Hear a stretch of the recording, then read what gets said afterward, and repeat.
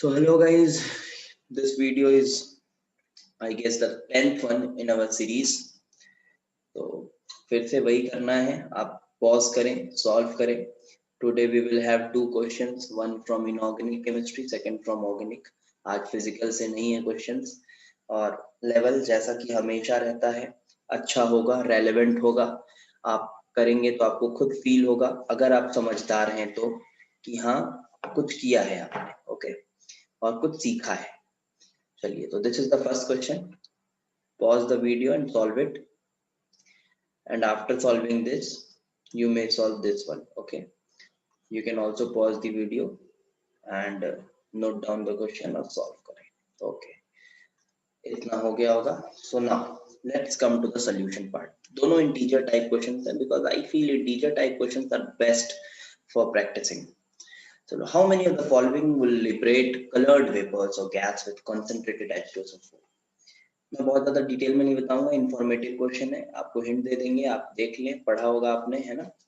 तो पहला क्या है, KCl K2Cr2O7 solid, very famous chromyl chloride test for detection of chloride ion. Okay, chloride ion is there and with K2Cr2O7 just refer to chromyl chloride test, you might have studied this.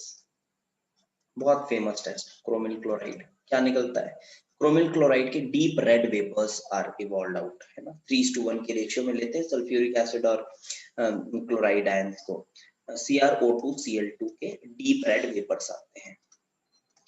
तो क्या ये coloured vapours आया? बिल्कुल आया. It is our choice. KNO2 में concentrated sulphuric acid डाल रहे हो, क्या होगा देखो, NO2 क्या लेता है, H+ लेगा, क्या बनेगा, ये सबको पता है, HNO2 अनस्टेबल एसिड है, क्या करता है, डिस्प्रपोर्शनेट. किसमें, HNO3 प्लस NO, डिस्प्रपोर्शनेट हुआ. और ये जो NO है ये ऑक्सीजन लेके किसमें कन्वर्ट हो सकता है, आपको हर पॉसिबिलिटी देखनी है, समझो. NO जो है वो ऑक्सीजन लेके किसमें कन्वर्ट हो सकता है, NO2. और NO2 के फ्यूम्स कैसे हैं, ब्राउन.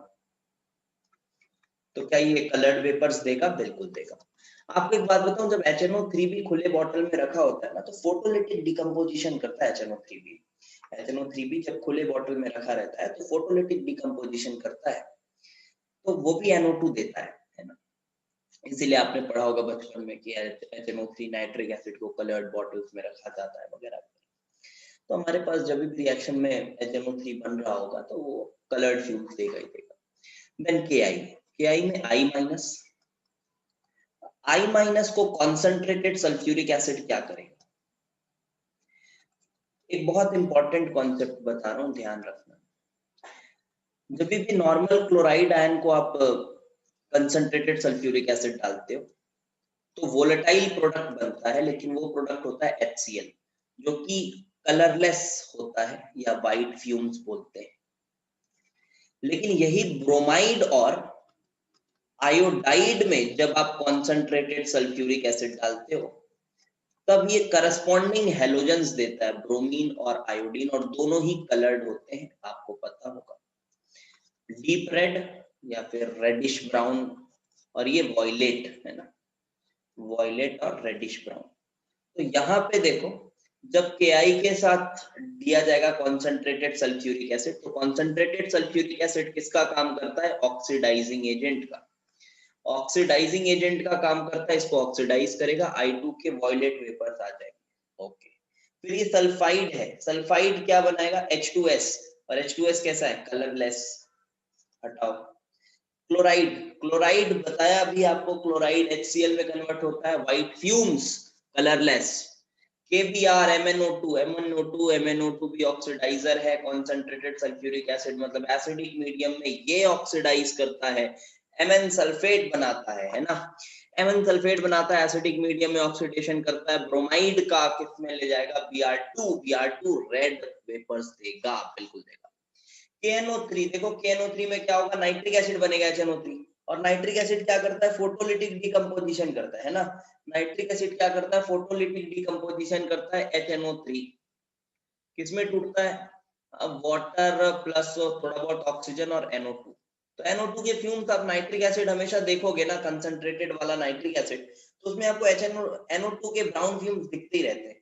तो आप बोल सकते हो हाँ बिल्कुल यहाँ भी आपको NO2 के ब्राउन फ्यूम्स दिखेंगे। देन अगेन KCl MnO2, हाँ जी, यहाँ क्लोराइड को MnO2 ऑक्सीडाइज करता है, किसमें, क्लोरीन में, Cl2, और Cl2 के ग्रीनिश येलो गैस, तो बिल्कुल कलर्ड है।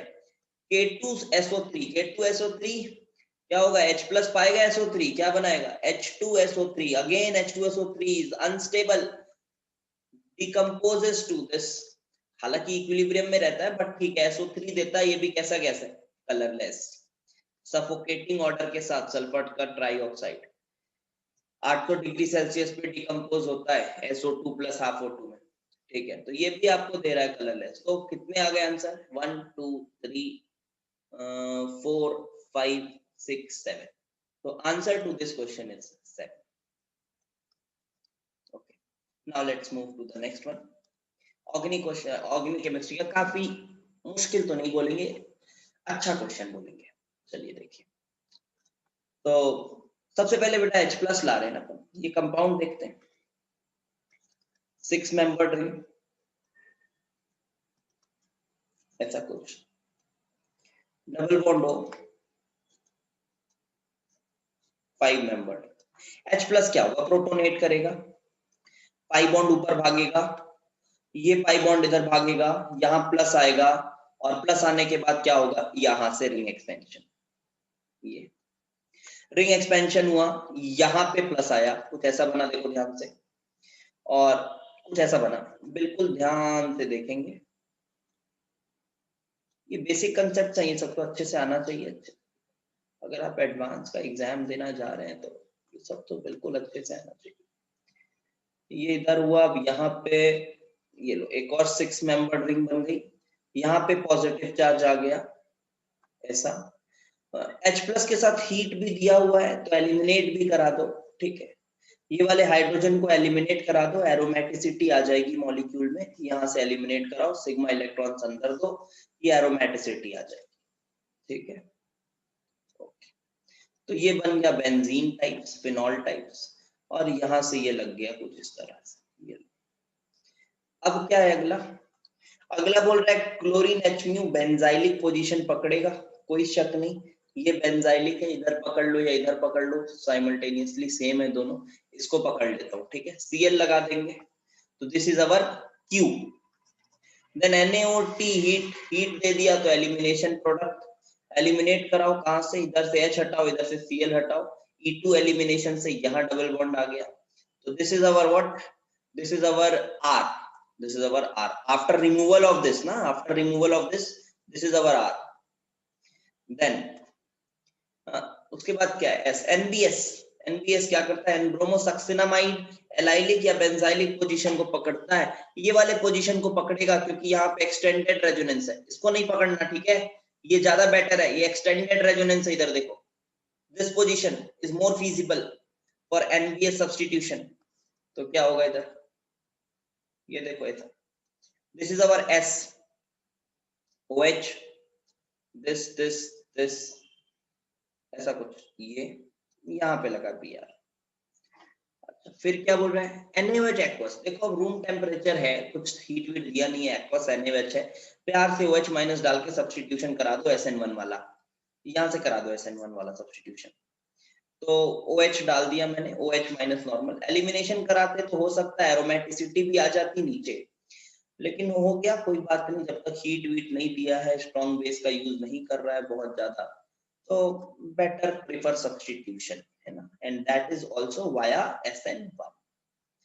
तो हाँ जी, ये आपका T है, ये आपका S है, शायद क्वेश्चन में T और S के बारे में पूछा गया है। Number of sp3 carbon in T कितने हैं, sp3 carbon in T, only this one is sp3, this is also sp3, so sp3 carbon in T is 2, okay, so X is 2, and then Y moles of acetic anhydride consumed, acetic anhydride तो normal mains level में भी आप पढ़ते हैं, acetic anhydride reacts very vigorously with what, मतलब very rapidly with what, with alcohols, hydroxy group के साथ ये तुरंत रिएक्शन करता है, तो जितने हाइड्रोक्सी ग्रुप्स होंगे उतने ज्यादा मोल्स ऑफ एसिटिक एसिड के कंज्यूम होंगे। तो यहाँ पे कितने हाइड्रोक्सी ग्रुप है? 2, तो 2 मोल कंज्यूम होंगे। So this Y will be nothing but 2। And the number of optical isomers for S, this is S, this is S। Optical isomers कितने बनेंगे? देखो यहाँ तो कोई ऑप्टिकल एक्टिविटी दिख नहीं रही, यहीं पे आएगा ऑप्टिकल आइसोमर, इसके अराउंड। ये कायरल दिख रहा है, सेंटर है, ये अलग ग्रुप है, ये अलग ग्रुप है, चारों group, this is the chiral centre. तो यहाँ पे RS कॉन्फ़िगरेशन पॉसिबल है। तो एक R बनेगा, एक S बनेगा, तो कितने बन सकते हैं? ओनली 2। तो optical isomer possible for this is 2। So here answer will be again 2, 2 plus 2, 2 plus 2 plus 2, the answer is 6. तो कमेंट करके बताएं कि हाउ वर द क्वेश्चंस, और आपसे समझ आए कि नहीं। आपको कोई डाउट हो तो also you can ask. Okay, next video में मिलते हैं, तब के लिए बाय बाय।